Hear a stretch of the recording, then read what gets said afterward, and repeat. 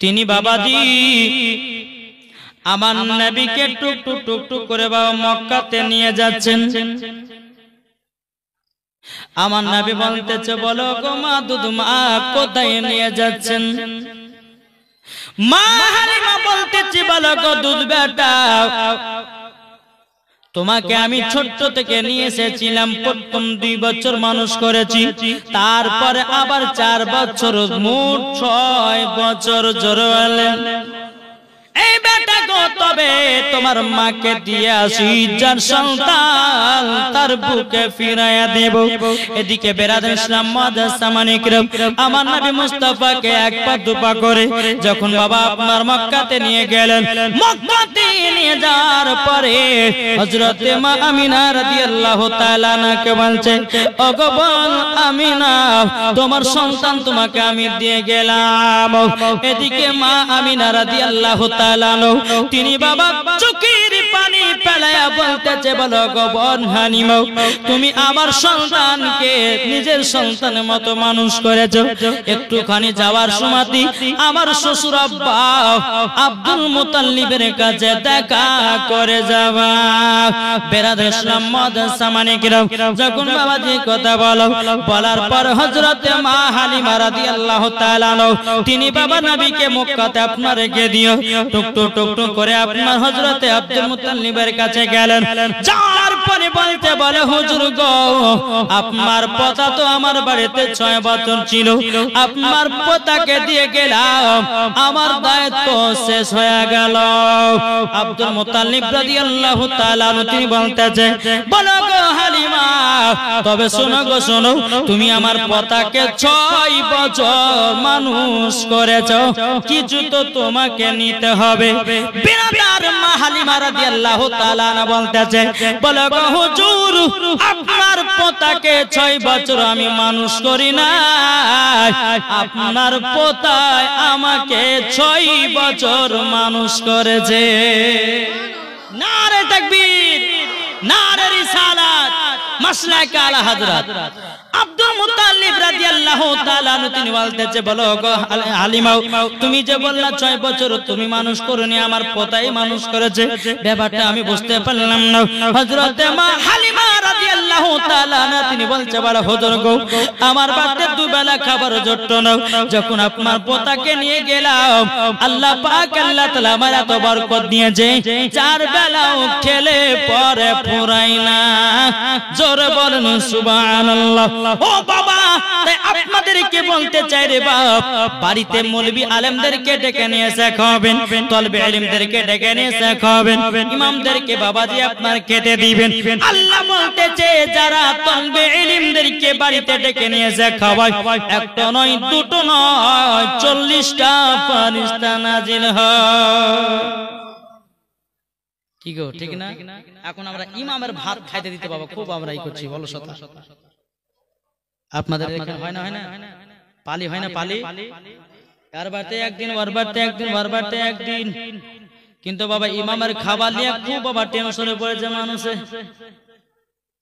ভাইরে ভাই, ইমামকে যদি, আলেম মৌলবীদেরকে যদি আপনার ডেকে নিয়ে এসে খাওয়ান, আমার আল্লাহ পাক আল্লাহ তাআলা বলতেছেন, আলেমের ওসিলা দিয়ে তার বাড়িতে 70টা ফেরেশতা নাজিল হয়।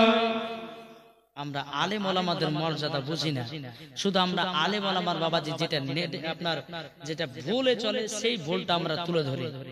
আরে ভাই, একটা কথা বলবো, যারা আলেম আছেন তাদের পেছনে শয়তান লাগে, ৭৭টা শয়তান লাগে, আর আন পাবলিকের পেছনে বাবাজি 4টা শয়তানকে পাড়ে ফেলে গুনাহ করার জন্য। কি করার জন্য বললাম? একজন আলেমের পেছনে দেখবেন যে 5 ওয়াক্ত নামাজ পড়বে, রোজা করবে, হজ করবে, জায়গায় ভালো পথে চলবে, তার পেছনে বেশি শয়তান লাগবে, ওকে খারাপ পথের দিকে নিয়ে যাবে। তো বাবাজি, এক একটা আলেমের পেছনে একটা না দুটো না ৭৭টা করে কি লাগে? শয়তান লাগে। আর সাধারণ পাবলিকের কাছে বাবাজি 4টা শয়তান পেড়ে ফেলে দেয়। আর মহিলাদেরকে বাবাজি 4টা দরকার হয় না, 2টাতে পড়ে যায়। বুঝতে পেরেছেন?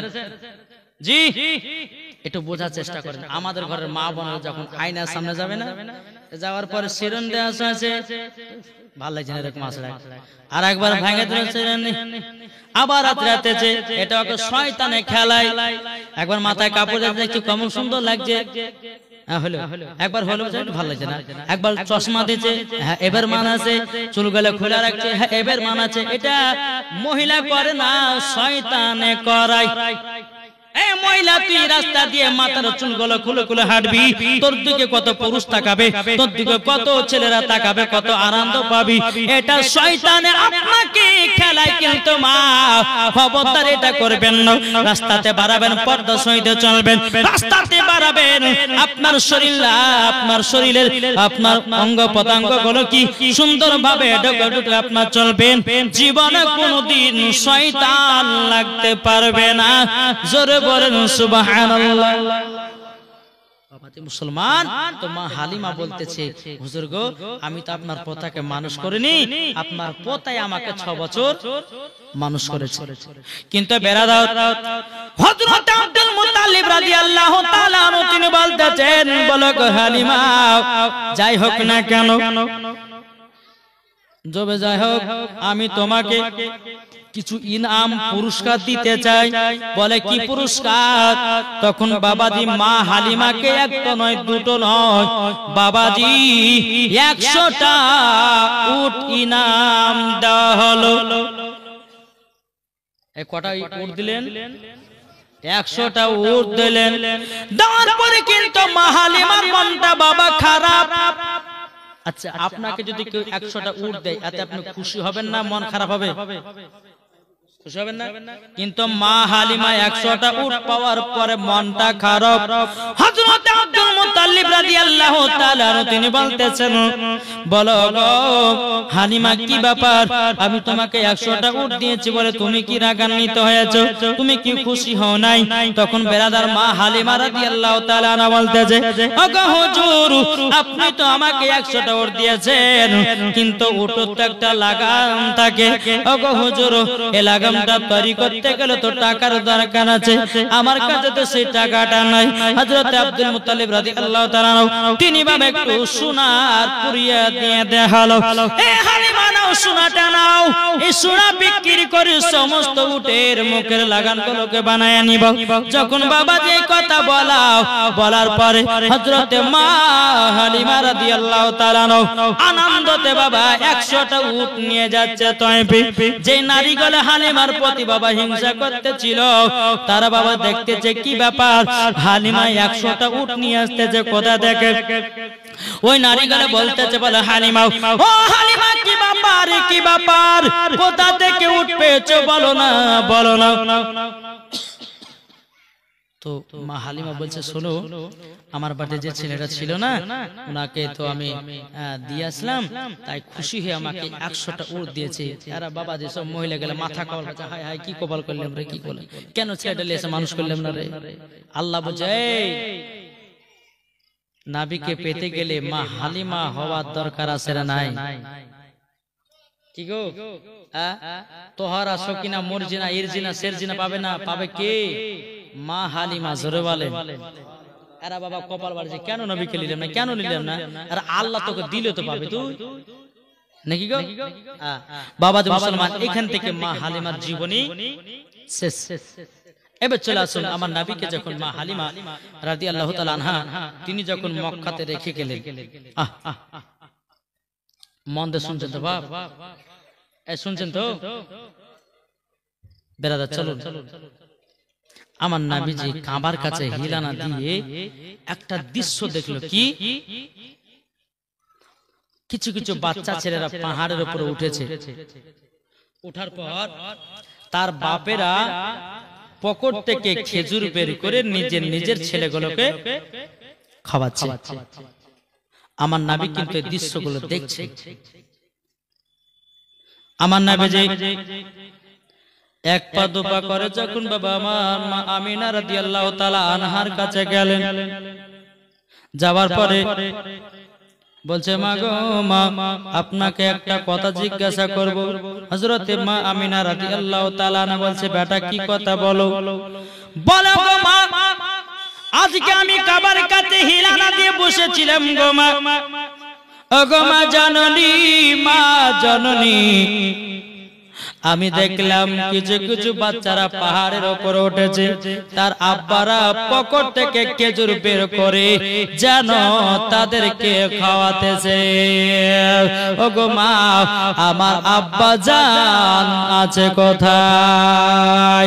যেমনই বাবা এই কথা বলেছে রে বাবা, হযরতে মা আমিনা রাদিয়াল্লাহু তাআলা আনহা তিনি বাবা চোখের পানি ফেলায় কান্না করতে লেগেছে।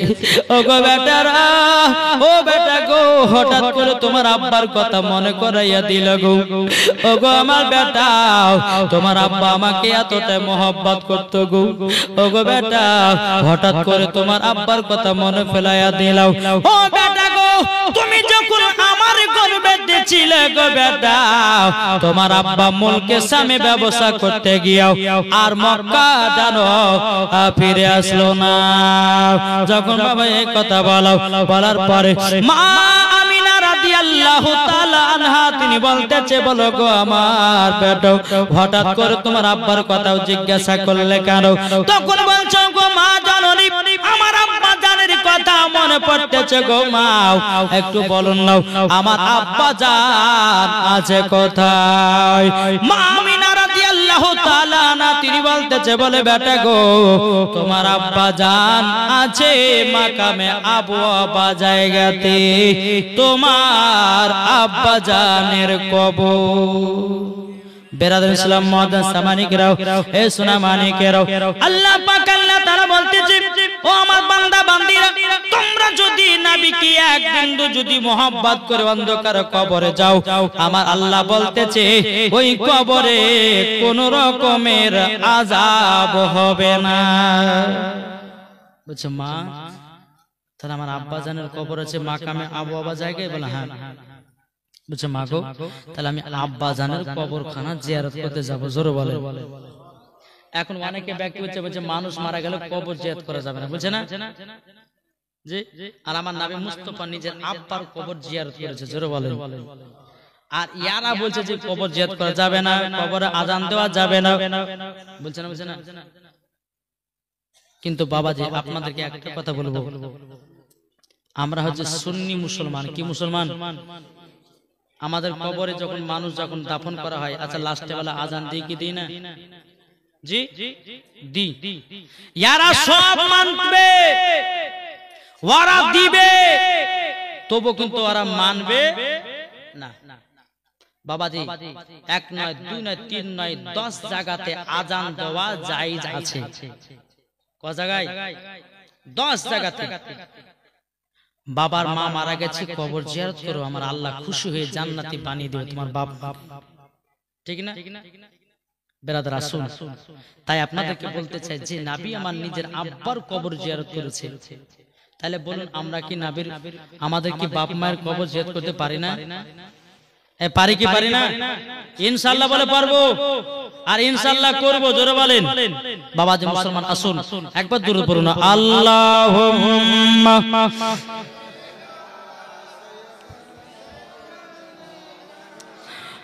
মাওলানা মুহাম্মদ ওয়ালা আলে মাওলানা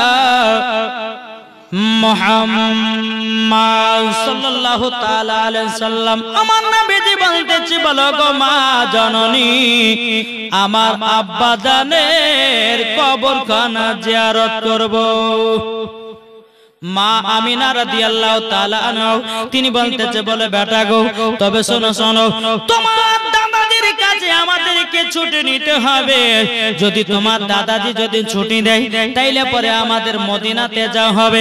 ও বেটা তবে শোনো গো মদিনাতে তোমার নানির বাড়ি, ওই নানির বাড়িতে যাব, যাওয়ার পরে 1 মাস থাকবো।